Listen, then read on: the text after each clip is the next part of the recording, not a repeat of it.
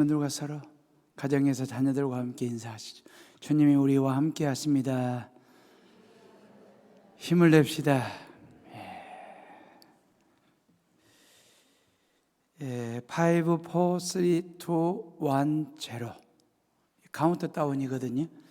카운트라고 하는 말은 경기를 할 때, 게임을 할 때 점수를 하나씩 더하면서 카운트 업 해야 되거든요.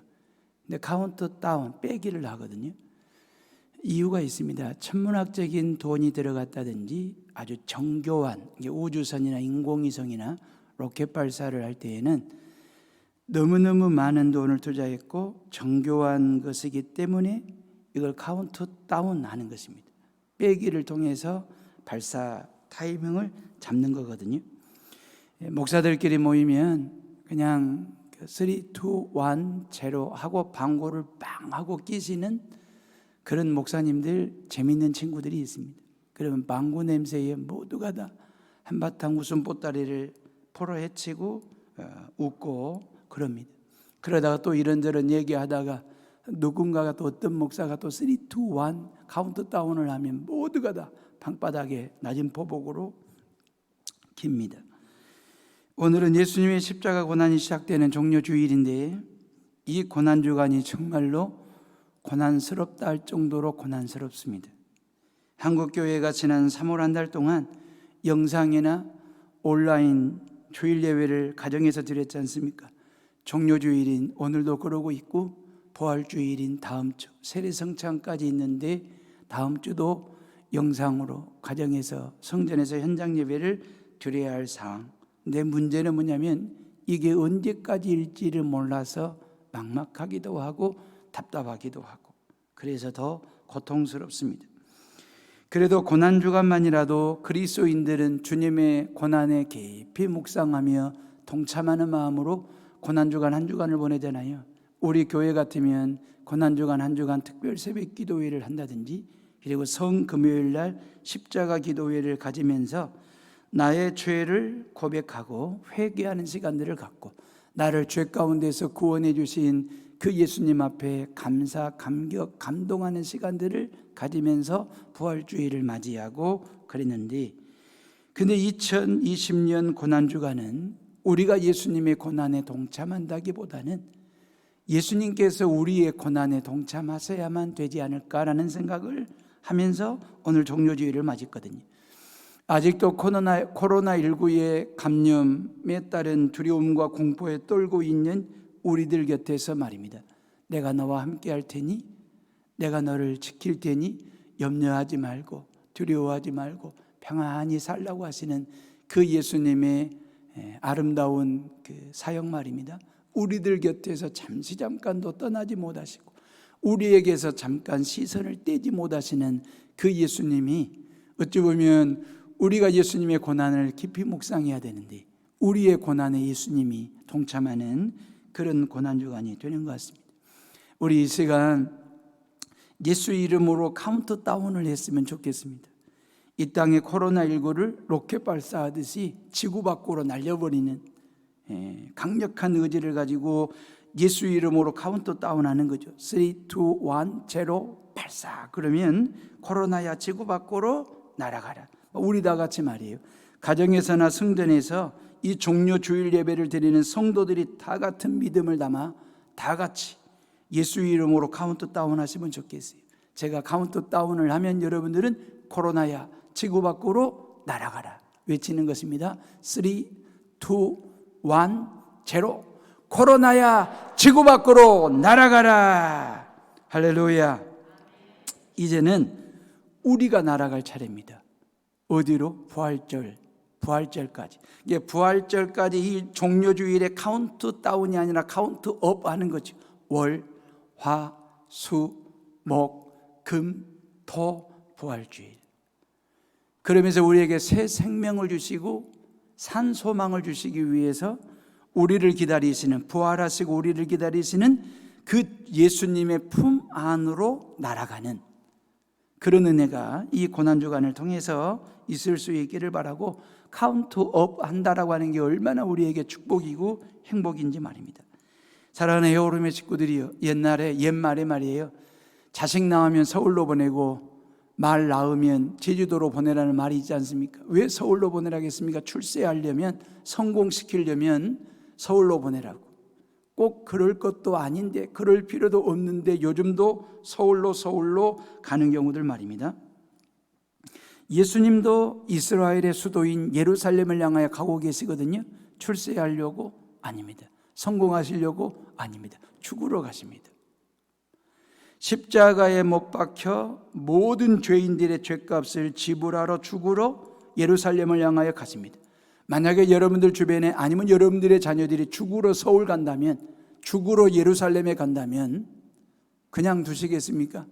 바짓강이라도 붙잡고 못 가게 말리고 막아서야 되는 게 죽으러 가는 길이잖아요. 근데 예수님은 예루살렘에 죽으러 가신대요. 이유가 있지요. 목적이 있지요. 당신이 죽어야 우리가 살 수 있기 때문에.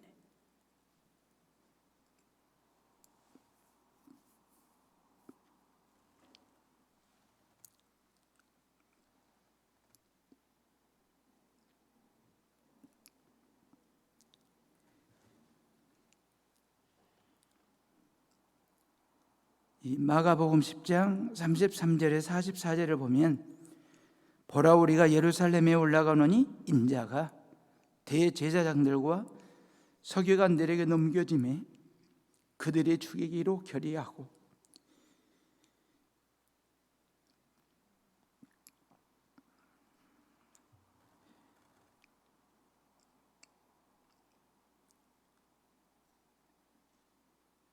이방인들에게 넘겨주겠고 그들은 능욕하며 침뱉으며 채찍질하고 죽일 것이나 그는 3일 만에 살아나리라 그랬거든요. 그러니까 예수님은 분명한 목적을 가지고 예루살렘으로 가시는 거예요.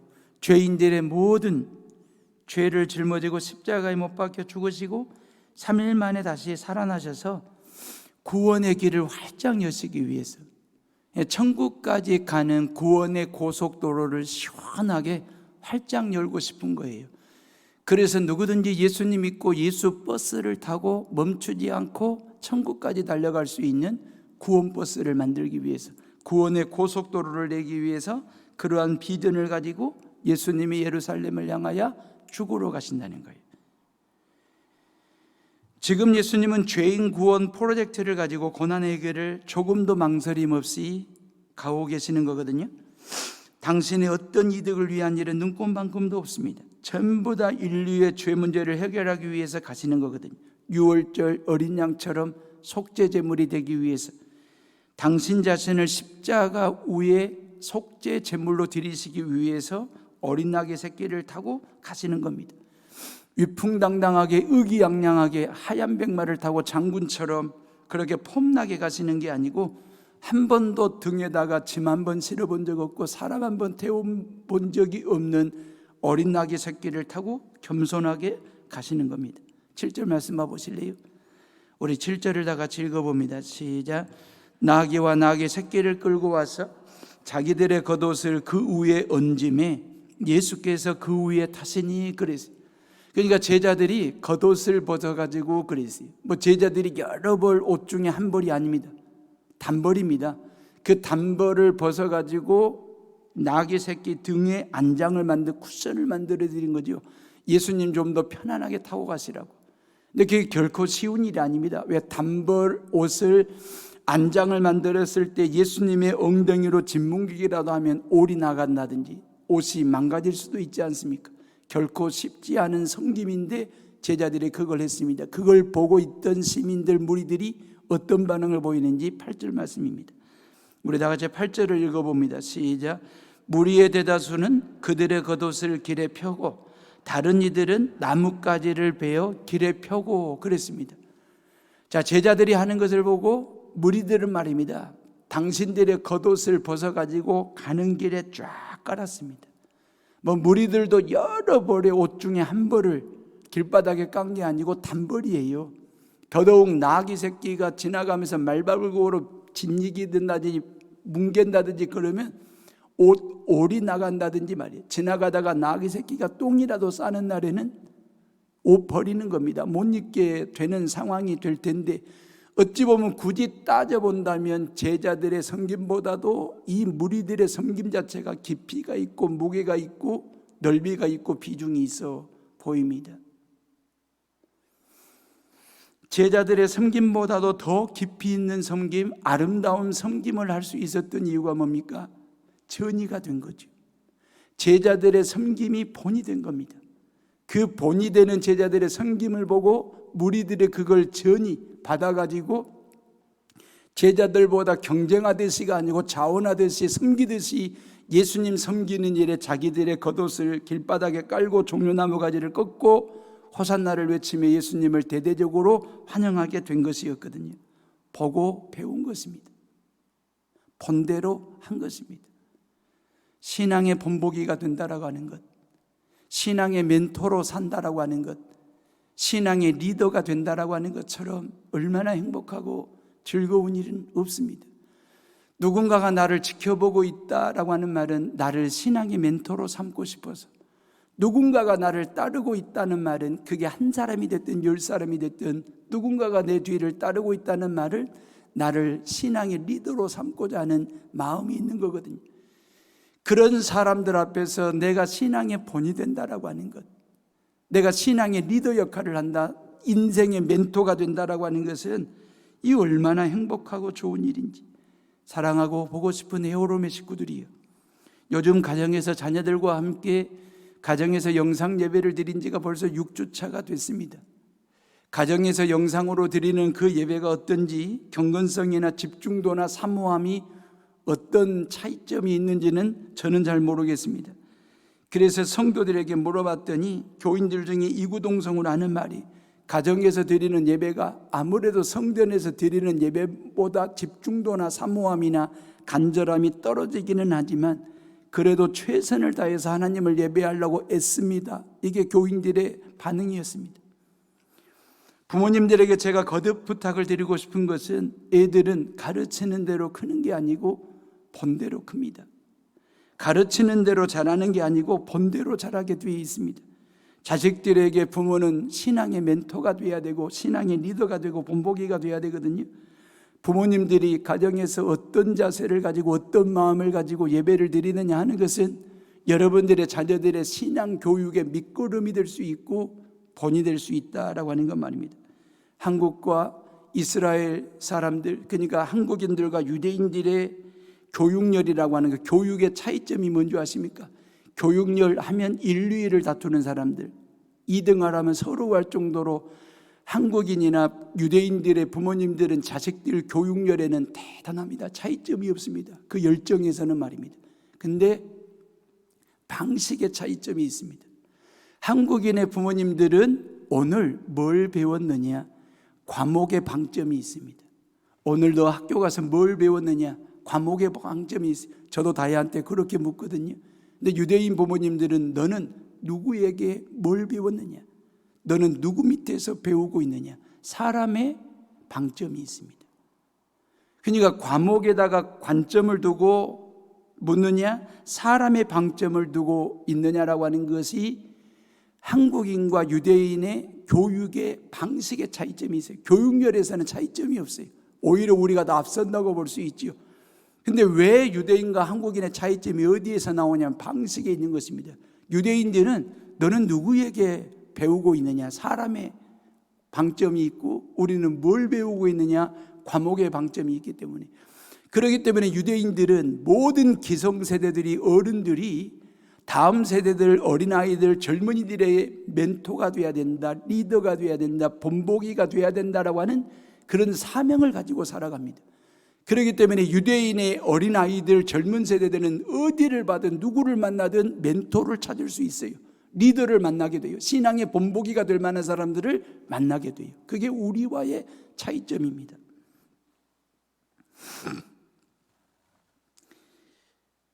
어찌 보면 요즘 젊은 사람들이 그런 얘기들 넋두리처럼 하죠. 요즘 어른들 중에 배울 사람 없다고. 또 교회에서 교인들에게 투덜대기를, 교인들 중에 배울 만한 사람이 없다고. 없다를 있다로 바꾸는 방법이 뭘까요? 왜 배울 만한 사람, 본받을 만한 사람이 없다라고만 넋두리하고 투덜댈 것이 아니라 없다를 있다로 바꾸면 되는데 내가 배울 만한 신앙인이 되면 없다가 있다가 되는 것입니다. 내가 신앙의 멘토가 되는 것입니다. 내가 신앙의 본보기가 되면 없다가 있다가 되는 그런 교회를 만들 수 있고 사회를 만들 수 있다. 인생의 멘토를 찾지 말고 내가 인생의 멘토가 되는 것입니다. 스승을 찾기만 하면 좋은 제자가 될 수가 없지요. 내가 스승이 되면 좋은 제자를 만날 수 있고 만들 수 있습니다. 이러한 의미에서 예수님은 최고의 스승이실 뿐만 아니라 멘토이시기도 하고 본보기가 되시는 분 말입니다. 예수님은 말로만 가르치신 게 아니고 행동으로 삶으로 가르쳐 주신 분 말입니다. 내 이름은 십자가일 뿐입니다. 내 이름은 그 고난의 십자가, 고통의 십자가를 지고 골고다 언덕 위를 오르셔야 될 뿐입니다. 그러면 저 같으면 그 전날 저녁에 두 다리 쭉 뻗고는 못 자겠지만 잠이라도 깊이 자려고 청해 보겠습니다. 근데 그날 저녁에 제자들을 둘러 앉혀놓고 그들에게 떡과 잔을 떼시고 그리고 난 다음에 그들의 발을 직접 손수 씻겨주는 행위를 행하셨습니다. 여러분, 신체 중에 제일 지저분하고 더러운 곳이 바로 발이거든요. 그래서 이사야 6장에 보면 천사들이 두 날개로 부위를 가릴 때 어디를 가리는 천사들마저도 양 날개를 가지고 발을 가리더라고요. 그 정도로 발은, 유대 나라라고 하는 것은 더운 나라고 사막 먼지 있는 곳이기 때문에 그래서 가장 지저분한 곳이 발이었어요. 그래서 주인들이 바깥 나들이 하고 들어오면 모든 하인들이 나와서 주인의 발을 씻겨드려 가지고 들어갈 수 있도록 할 정도로 그런 발 말입니다. 그런 제자들의 발을 예수님께서 한 명도 아니고 12명의 발을 말입니다. 직접 씻겨주시는 그 예수님의 가르침, 본보기 말입니다. 발이 이게 뭐냐고, 발을 좀 깨끗하게 관리해야지. 그러면서 얼마든지 말로 추궁할 수 있고 가르칠 수도 있거든요. 근데 그리하지 아니하시고 예수님은 말로 가르치기보다는 직접 행동으로 보여주신 분 말입니다. 성경은 교회의 영적 리더들에게 양무리의 본이 되라고 얘기했어요. 목사한테만 적용되는 말이 아니에요. 교회 안의 모든 성도들에게 주시는 말씀이에요. 누군가가 나를 보고 있다, 누군가가 나를 따르고 있다면 양무리의 본이 되라고 성경은 말씀하시고 본으로 가르치는 신앙 말입니다. 기독교의 가르침은 아주 단순하고 간단합니다. 본으로 가르치는 거예요. 내가 너희에게 본을 보인 것 같이 너희도 그렇게 행하라. 가정에서는 자녀들이, 교회에서는 어른들이 말이에요. 교회 학교 아이들이, 자녀들이 부모님을 통해서 보고 배울 수 있도록, 교회에서는 성도들을, 어린아이들이 보고 배울 수 있도록 본이 되는 것 말입니다. 예수님은 전부 본으로 가르쳐 주셨거든요. 말로 하는 이론교육이 아니라 본으로 하는 실천교육을 하셨던 분이 바로 예수님. 병든 자들을 어떻게 사랑해야 되는지 말로 하지 않고 본으로 보여주셨던 예수님. 가난하고 헐벗고 굶주린 자들을 어떻게 도와줘야 되는지 돈으로 하지 않고 본으로 보여주셨던 그 예수님 말입니다. 예수님은 기도의 본이 되셨거든요. 이렇게 기도하라고 말씀하시면서 기도의 본이 되어주셨습니다. 예수님은 예배의 본이 되어주셨고 섬김의 본이 되어주셨습니다. 제자들의 발을 다 손수 씻기시면서까지 말이에요. 사랑의 본이 되어주셨습니다. 십자가 위에서 죽기까지 그 말이에요. 죽으면서까지 끝까지 죄인들을 사랑하시고 또 사랑하신 사랑의 본 그 말이에요. 죄인들의 모든 죄값을 지불하신 그 예수님의 사랑은 본이 되는 것입니다. 2020년 종료주의를 맞이한 해오름의 식구들이요, 그리고 코로나19와 맞짱을 뜨고 있는 이 땅의 모든 크리스찬들이 각자의 신앙을 한번 점검하는 종료주일이 됐으면 좋겠습니다. 내 신앙은 본이 될 만한 신앙인지, 누군가가 나를 지켜보고 있을 때 부끄럽지 않은, 부러움을 살 만한, 멘토가 될 만한 그런 신앙인지 아닌지 그 말이에요. 우리가 병원을 통해서 종합검진을 통하여 의사들이 하라는 대로 그대로 순종하듯이 이 종료주일에 하나님 앞에서 신앙 종합검진을 받듯이 말이에요. 내 신앙이 건강한지 건강치 못한지 한번 점검하고 진단하는 십자가를 청진기로 삼아 하나님의 말씀을 진단서로 삼고 이 말씀 앞에서 십자가 청진기를 통해서 내 신앙 상태가 지금 어떤지를 한번 점검하고 진단해보는, 건강한지 병들었는지 말입니다.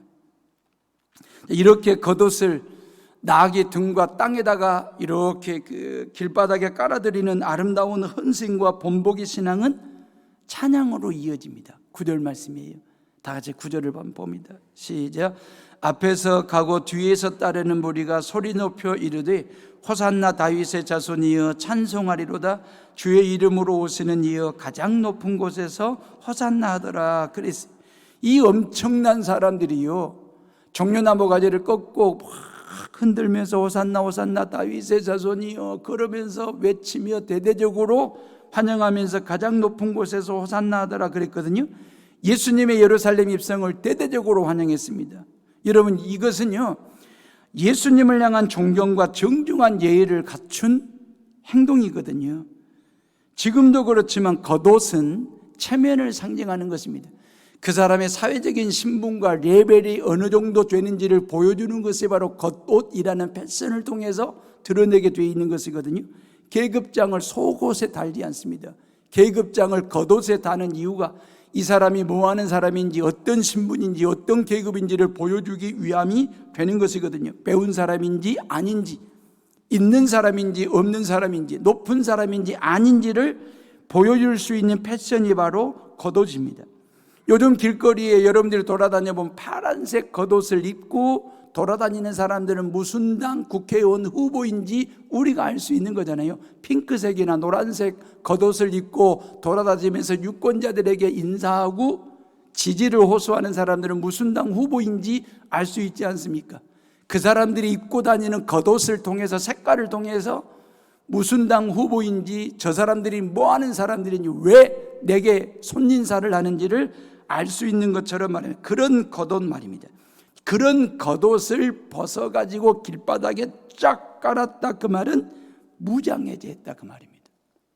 예루살렘 성에 들어오시는 그 예수님 앞에서 나의 모든 신분과 사회적인 레벨과 모든 계급장을 떼어내고 길바닥에 넙죽 엎드리는 심정으로 무장해제하고 예수님을 맞이하는 그들의 정중한 모습 말입니다. 이게 우리에게 상당히 중요한 메시지거든요. 옛날에 이승만 대통령께서 정동 감리교회에 주일마다 예배를 드리러 갈 때에 목사님께서 그냥 앞자리를 좀 별도석을 만들어 드렸대요. 대통령 앉아서 예배를 드리시라고. 그때 이승만 대통령께서, 목사님, 나는 대통령으로 예배 드리러 온 게 아니고 신자 중에 한 사람으로 예배를 드리러 왔다고. 하나님 앞에서는 그런 자세, 하나님 앞에서는 그런 마음과 그런 신앙이 우리에게 중요한 것이거든요. 우리도 하나님께 예배를 드리러 나올 때마다, 이 주일날 예배를 드리러 나올 때마다 체면이라는 옷, 계급이라고 하는 사회적인 신분 아니면 레벨, 이런 옷들, 내가 주섬주섬 주중에 말입니다, 이런저런 옷들 걸치고 살다가 주일날 하나님의 성전에 그대로 입고 오는 거잖아요. 그리고 예배를 드리는 중에 하나님께서 옷을 갈아입혀 주시는 거예요. 이게 주일날은 옷을 갈아입는 날이에요. 주일날 헤어름 성전은 탈의실이에요. 내가 입고 왔던 사회적인 신분과 레벨과 계급과 이런저런 여러 가지 잡다한 옷들을 내가 예배 시간에 벗고, 그 말이에요, 하나님께서 입혀주시는 말씀이라는 옷을 입는 거예요. 찬송의 기쁨이라는 옷으로 갈아입는 거예요. 기도 응답의 축복이라는 옷으로 갈아입는 거예요. 예배의 감격과 감동이라고 하는 옷으로 갈아입는 시간이 바로 주일날이고 예배당 안에서, 그래서 이 예배당은 탈의시라는 곳이에요. 탈의하는 곳이, 내 것을 벗어버리고 하나님께서 예배 중에 하나님의 것으로 입혀주는 것으로 입고 세상을 향하여 나아가는 성도의 뒷모습이 얼마나 아름다울까.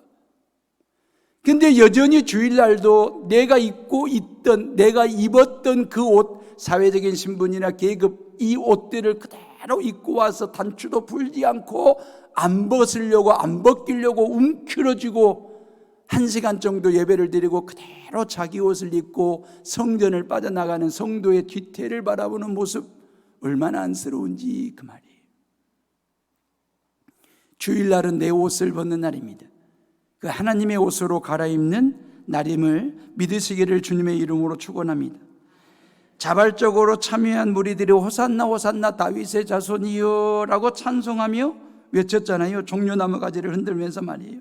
대대적으로 완영했는데 호산나라고 하는 말은 헬라어입니다.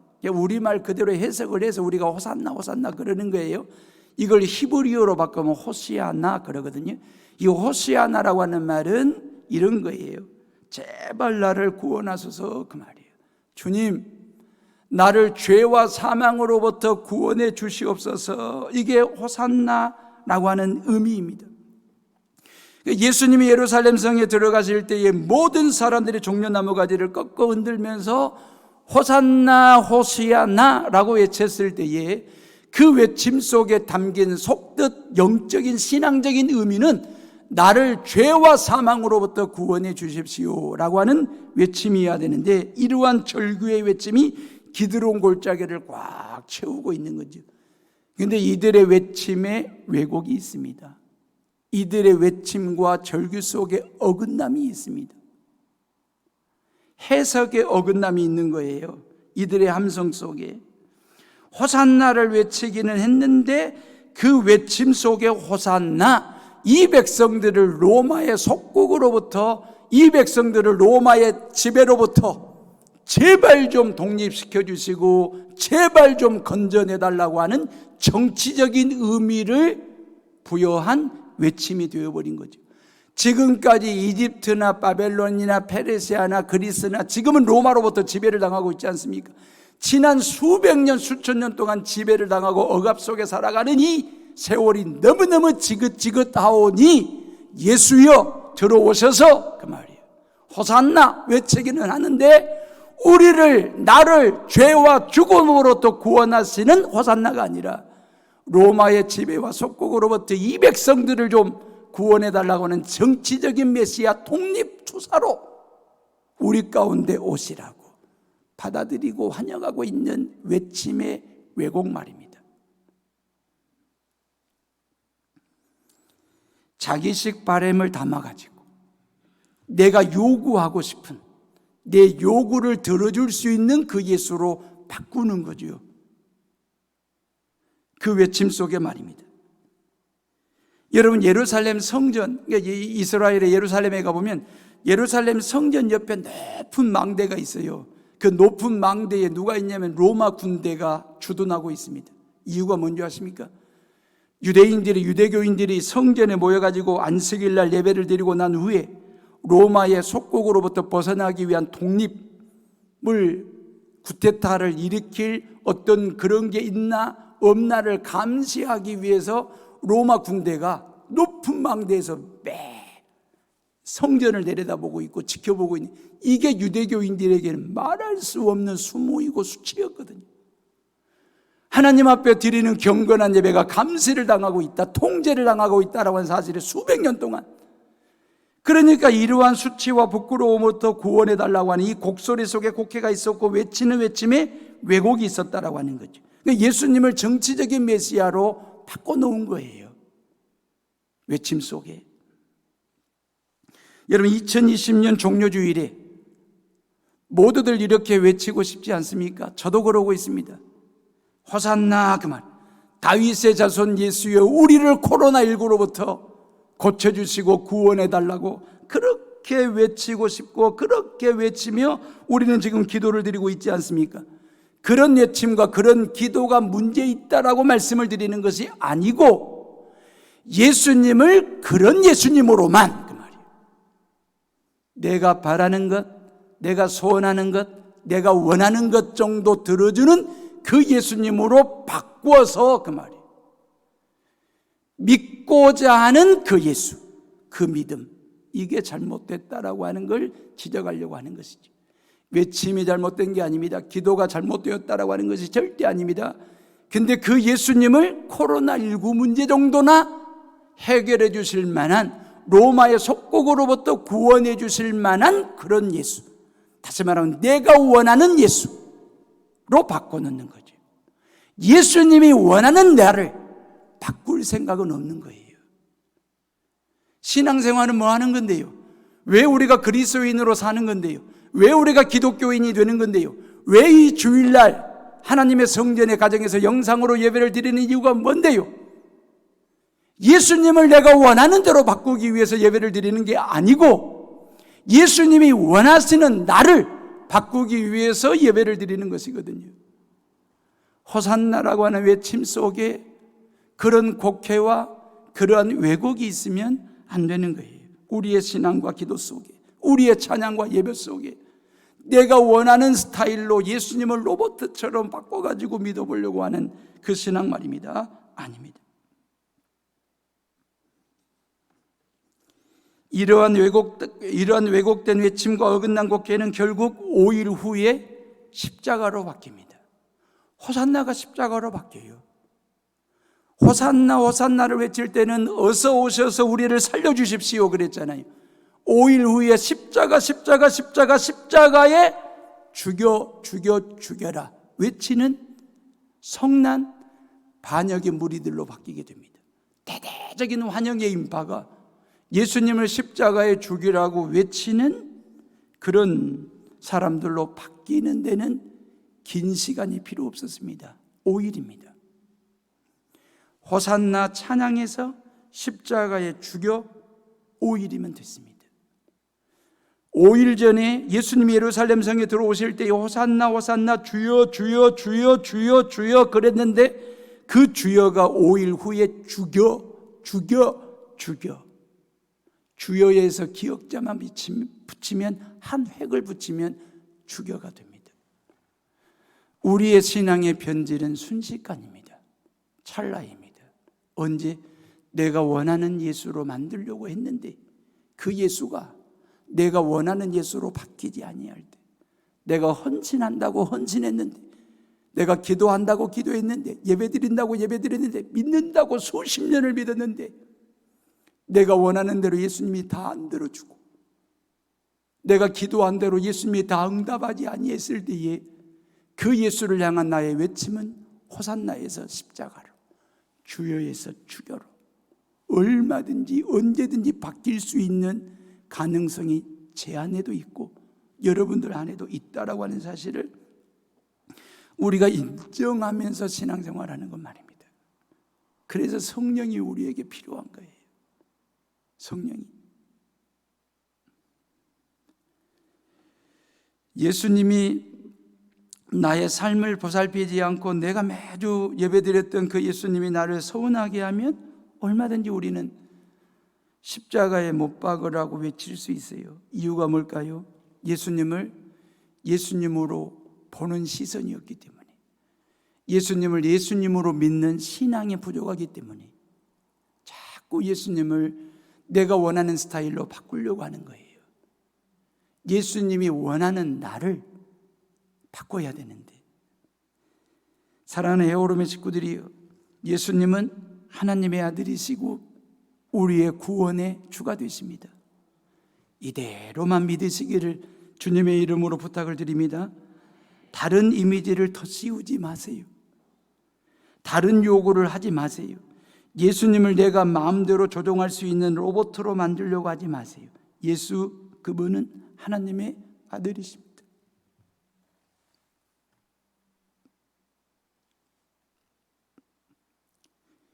예수, 그분은 그리스도이십니다. 예수, 그분은 죄 가운데서 구원하시기 위하여 십자가에 못 박혀 죽으시고 3일 만에 다시 부활하신 예수님이십니다. 그런 예수님으로만 믿으시면서 부활절 날을 향하여 즐거운 카운트업 하시면서 날아가는 성도들 되시기를 주님의 이름으로 축원합니다. 예루살렘 성에 입성하실 때에 뭘 타고 가셨습니까? 하얀 백마를 타고 위풍당당하게 의기양양하게 개선장군처럼 말을 타고 가셨습니까? 아닙니다. 어린 낙의 새끼를 타고 가셨습니다. 스가랴 선지자의 예언처럼 스가랴 9장 9절 말씀처럼 시온에 따라 크게 기뻐할지어다, 예루살렘에 따라 즐거이 부를지어다.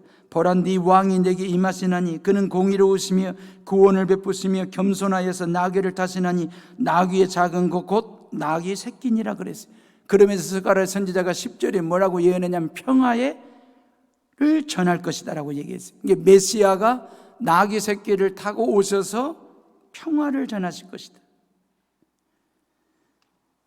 평화를 상징하는 나귀를 타고 예루살렘 성에 들어가신 거죠. 전쟁을 상징하는 말을 타신 것이 아니라 평화를 상징하는 나귀를 타신 거죠. 이 땅에 평화의 나라를 세우시기 위해서 지금 십자가 죽음을 맞이하러 가시는 거예요. 전쟁은 내가 살기 위해서 남을 죽여야 돼요. 평화는 나를 죽여서 남을 살리는 거예요. 전쟁의 왕은 남을 죽여서 내가 사는 게 전쟁의 왕이에요. 평화의 왕은요, 나를 죽여서 남을 살리는 것이 평화의 왕이에요. 예수 그리스도 그분은 평화의 왕으로 오셨어요. 그래서 이 땅에 아기 예수로 오실 때에 하나님께서 천군 천사들을 대동하시고 뭐라고 찬양을 했냐면, 하늘에는 영광 땅에는 기뻐하심을 입은 사람들 중에 평화로다 그랬어요. 뭘 탔느냐 하는 것보다 왜 탔느냐가 중요한 것입니다. 나귀보다 더 중요한 것이 그 나귀 새끼를 타신 그 예수님이 더 중요한 건데, 여기에 영적인 메시지가 있고요. 나귀는 평화를 상징하는 짐승인데, 어린 나귀 새끼 그랬잖아요. 등에다가 침 한 번 실어본 적 없고 사람 한 번 태운 적 없다. 그 말은 순결하다 그 뜻입니다. 겸손하다 그 뜻입니다. 그런 순결하고도 겸손한 나귀 새끼를 타고 평화의 왕으로 우리 가운데 오시는 그 예수님의 모습 말입니다. 평화를 주러 가시는, 예루살렘에 출세나 권력을 잡으러 가시는 것이 아니고 평화를 주러 가시는 것이고, 당신의 십자가 보혈로 죄악된 세상을 순결하게 씻기 위해서 가시는, 우리가 믿는 예수님은 바로 이런 예수님이십니다. 그렇다면 우리도 그렇게 살아야 하지 않겠습니까? 예수님처럼 말입니다. 그 예수님을 태운 나귀처럼 말입니다. 사랑하는 에오름의 식구들이 세상살이를 나귀처럼 평화스럽게 순결하게 겸손하게 살아야 하지 않겠습니까? 우리가 나귀처럼 살아야 예수님을 태우고 예수님처럼 평화스러운 세상, 평화로운 가정, 평화로운 교회, 순결한 세상을 만들지 않겠습니까? 그러려면 예수님께 내 등과 허리를 내밀면서 예수님 타십시오, 예수님 태우고 사는 것이 제 행복이고 예수님을 태우고 신앙생활하는 것이 저의 기쁨입니다. 그러면서 겸손의 허리를 들이밀고 순결의 허리를 들이밀면서 예수님 타시라고 말이에요. 내가 무서운 호랑이처럼 살면 예수님께서 그 등에 타시려고 할까요? 내가 황소처럼 힘만 쓰는, 아니면 내가 말처럼 천방지축 뛰기만 하면, 아니면 내가 하이에나처럼 교활한 삶을 살고 있으면 그 예수님이 내 등에 오르시려고 하실까요? 내 허리를 이용하시려고 하실까요? 나귀가 돼야죠. 나귀처럼 평화스럽게, 나귀처럼 겸손하게, 나귀처럼 순결한 삶을, 신앙생활을 할 때에 그 내 등을 들이밀 때 예수님께서 기쁨으로 오르시고 타고 하는 것 말입니다. 저는 집에서 지금도 다혜랑같이 말타기 놀이를 하거든요. 10살짜리 딸내미를 등에 태우고 제가 말이 되는 역할을 합니다. 얼마나 재미있고 즐거운지 모릅니다. 근데 제 딸하고 제가 확신하는 것 중에 하나가 있습니다. 아빠 등에 탄 딸의 기쁨보다도 10살짜리 딸내미를 등에 태운 애비의 마음이 훨씬 기쁘고 즐겁고 행복하다라고 하는 사실에 대해서는 지금도 확신합니다. 등에 탄 딸보다도 등에 딸을 태운 애비의 심정이 훨씬 맞습니다. 왜 예수님께서 저와 여러분들의 등을 필요로 하실까요? 딴 게 아니지요. 우리의 등을 타신 예수님이 즐거워하는 것보다도 예수님을 태우고 업고 신앙생활하는 해오름교회 교인들의 그 기쁨이, 즐거움이 더 크다는 걸 아시기 때문에, 부모님들이 아무 이유 없이 자식들 등에 업히려고 하겠습니까? 뭐가 아쉬워서? 근데 자식들 등에 업히는 그 순간에 부모도 기쁘지만 그 부모를 업은 자식의 마음에 훨씬 더 기쁨이 있기 때문에 업히려고 하는 거죠. 우리가 예수님께 내 등을 내민다고, 허리를 내민다고, 타시라고 한다고 해서 그 예수님이 타시기나 하시겠습니까? 우리가 태울 수나 있는 존재나 됩니까? 그럼에도 불구하고 우리가 겸손하게 신앙생활하고 순결하게 평화스럽게 신앙생활을 하면 예수님 태우고 신앙생활하고 살아가는 삶만큼 행복과 그 기쁨을 누릴 수 있고 경험할 수 있지 않겠느냐라고 하는 것입니다. 이 종료주의를 맞이하고 고난주간을 시작하는 헤어룸의 식구들이 나귀 같은 신앙인들이 되십시오. 겸손하고 순결하고 평화스러운 그리스도인들이 되셔서 예수님도 한번 등에 업어드리시고 태워드리시고 코로나19로 인하여 어려움 중에 있는 이웃들도 한번 등에 한번 업어주시고, 그리고 주일날 성전 예배를 드리지를 못하고 가정에서 영상 예배를 드리면서 혹여나 영적으로 방황하고 있는 구역 식구들이 있으면 찾아가셔서 한번 등에 업고 보듬어 주시고 안아주시고, 그 영적으로 새 힘을 얻고 그리고 다시 성전으로 나아올 수 있도록 인도하는 일들 말입니다. 겸손하고 순결하고 평화스러운 나귀 같은 삶을 살지 않으면 마귀처럼 살 수 있습니다. 나귀와 마귀는 한 획 차이입니다. 나의 기억자 하나 꺾으면 마귀가 됩니다. 겸손하면 나귀지만 교만하면 마귀가 됩니다. 순결하면 나귀이지만 불결하면 마귀가 됩니다. 그래서 N번방에 들어가는 겁니다. 평화스럽게 살면 나귀처럼 가정을 평화스럽게 끌어갈 수 있지만 그 평화를 깨트리면 마귀가 됩니다. 호산나 구원하소서, 십자가에 못 박아라, 주여 죽여. 간단합니다. 찰나입니다. 순간입니다. 나귀입니까? 마귀입니까? 한 획 차이입니다. 확실한 것은 예수님은 나귀 등에는 타시는데 마귀 등은 짓밟으십니다. 심판하십니다.